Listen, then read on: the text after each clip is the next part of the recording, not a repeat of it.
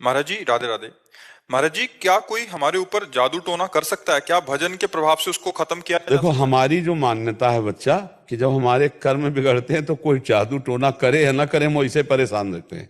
बुरी दशा आने के पहले बुद्धि बदली जाती है। वो किसी न किसी तरह से, जाको विधना दारुण दुख दीन, ताकि मत पहले हरिलीन। समझ रहे हो ना बच्चा? हमें जब दुख भोगना होता है तो हमारी बुद्धि ही हमें धोखा दे देती है। हमें लगता है कि किसी ने हमें कुछ कर दिया है, और कहीं इसका सपोर्ट देने वाला कोई मिल जाए कि अरे उसने तुम्हारे ऊपर कुछ कर दिया, जादू टोना कर दिया, बस जान लो, फिर परेशान हो, फिर परेशानी हो जाएगी। हम तुम्हें शास्त्र की बात बता रहे हैं। को ना काहू के सुख दुख कर दाता, निज कृत कर्म भोग सुन भ्राता। अब जैसे हमारे पाप कर्म हैं, अब कोई जीवात्मा हमको दंड देना चाहता है, अब वो भूत योनि का हो गया है, अब संयोग बनेगा और वो हमको दंड देगा, क्योंकि हमारे कर्म, और बिना झाड़ फूंक के अगर हमारा कर्म हट गया भोग का, वो अपने आप हट जाएगा, खत्म हो जाएगा। ऐसे ही रोग आ जाते हैं, ऐसे व्यक्ति से घटना हो जाती है। हम जा रहे हैं, हमारा कोई दुश्मनी का मतलब नहीं है, और जरा सा ऐसी घटना घटी, वो मार पिटाई, दुश्मनी, और भारी दुश्मनी बन गई। कर्म, भूत का ऊपर आवेश आ जाना, या शरीर में रोग आ जाना, या कोई एक्सीडेंट घटना होकर शरीर का अंग भंग हो जाना, या किसी व्यक्ति से अचानक द्वेष हो जाना, ये और कोई नहीं है, ये हमारा कर्म है। अगर हम कर्म संभाल लें तो सब ठीक हो जाए। तुम तो बच्चा घर में रहते होगे, हम इस स्मशान में रहे गंगा किनारे, और जवान बचपन से 13 वर्ष से घूमते, हमको कभी हमारे दिमाग में ना भूत चढ़ा और ना कभी कोई तंत्र मंत्र चढ़ा। खूब ही स्मशान में ऐसे कुत्ते लाश नोच का गांव में संस्कार कम करते, गंगा में प्रवाहित कर देते थे। अब तो नियम भी लग गए हैं कि आप ऐसे नहीं प्रवाहित कर सकते। पहले ऐसा कोई नियम नहीं था, 40-45 वर्ष पहले ऐसे फेंक दिए जाते थे, तो कुत्ते घसीट लाते थे, नोच रहे तो गंगा किनारे ही रहते थे। वो सब दृश्य कहीं कुछ नहीं बच्चा।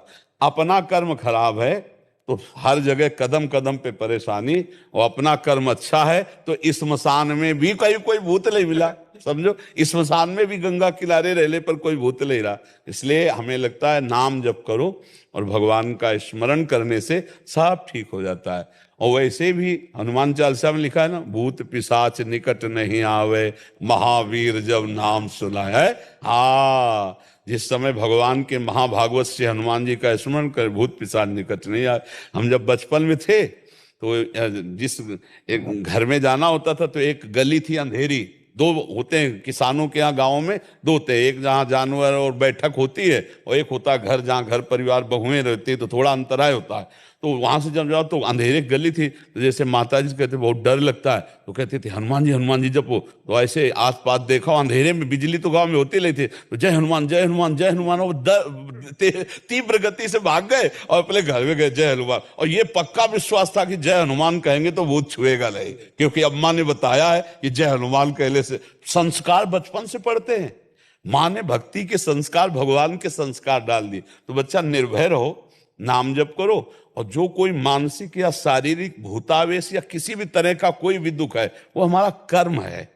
ऐसे पूरे संसार में भूत है, किसी के नहीं चिपट जाएंगे, उसी के चिपटेंगे जिसका संस्कार है, जिसको भोग भोगना है। अब वैसे फिर वो कष्ट भोगता है जीव। तो इसलिए मुझे लगता है अगर नाम जप करो, भगवान की भक्ति करो, तो कोई परेशानी नहीं आएगी, कोई भूत प्रेत नहीं सता सकता है। हम खूब बचपन से घूमे, किसी का साथ नहीं रहा, कभी कोई सताया नहीं। तो हमें लगता है बच्चा कोई भी दुख परास्त नहीं कर सकता है। भगवान का भरोसा हो और भगवान का चिंतन हो, चिंतन भगवान का हो, तो कोई दुख परास्त नहीं कर सकता।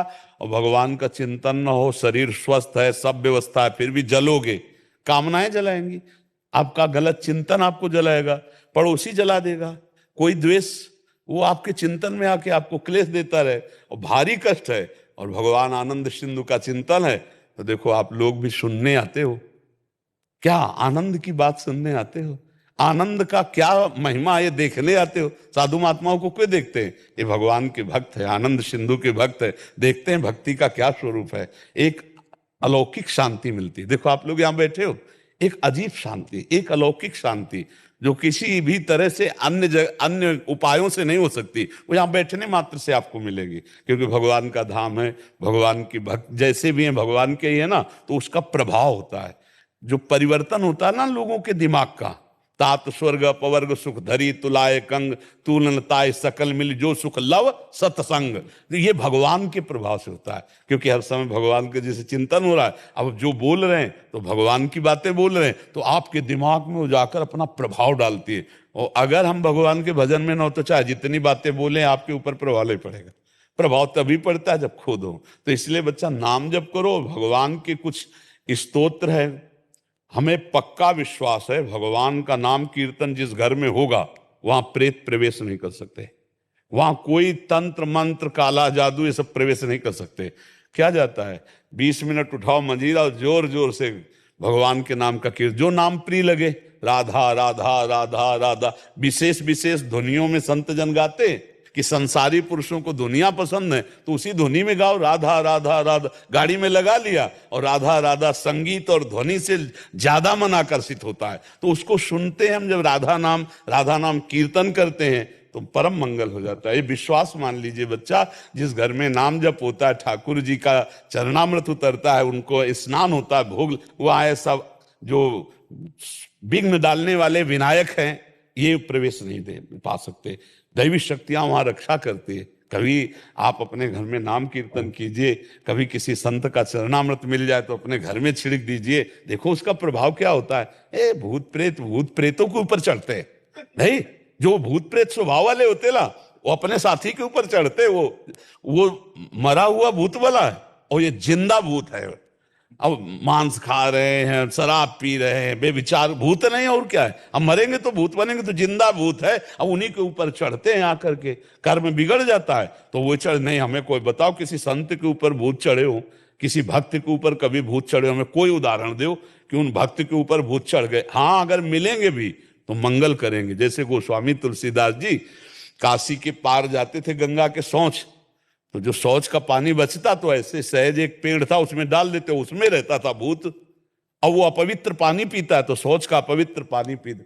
ये कई दिन घटना हुई तो वो प्रेत खड़ा हो गया हाथ जोड़ के और कहा आप जो मांगेंगे वो मैं दूंगा आपको। बोले हमने तो आपको पुकारा नहीं, कोई सेवा नहीं की। बोले बहुत बड़ी सेवा बन गई, जो आपके कमंडल में पानी बचता था ना फेंक देते थे ना वही हम पी लेते थे, अब हमको देना चाहते थे। बोले क्या दे सकते हो, हमें तो सिया राम जी के दर्शन चाहिए।